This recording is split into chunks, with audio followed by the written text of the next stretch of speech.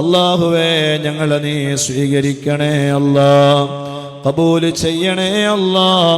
ഹബീബായ മുത്തുനബി സ്വല്ലല്ലാഹു അലൈഹി വസല്ലം തങ്ങളെ ബറക്കത്ത് കൊണ്ട് മഹാനായ സയ്യിദുനാ അബൂബക്കറിന് സിദ്ദീഖ് റളിയല്ലാഹു അൻഹുവിന്റെ ബറക്കത്ത് കൊണ്ട് അല്ലാഹുവേ ഞങ്ങളെ മജ്ലിസ് ഇജാബത്തുള്ള മജ്ലിസാക്കണേ അല്ലാഹ്.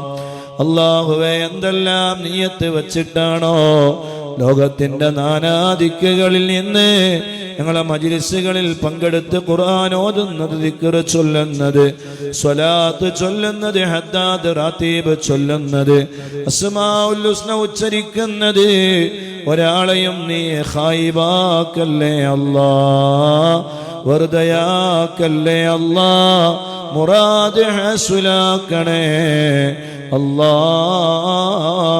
അല്ലാഹ്. എല്ലാ ദിവസവും നമ്മൾ ചൊല്ലുന്ന ഔറാദുകളിലേക്ക് നമ്മൾ കടക്കുകയാണ്. എല്ലാവരും നല്ല മനസ്സോടുകൂടെ ചൊല്ലണേ.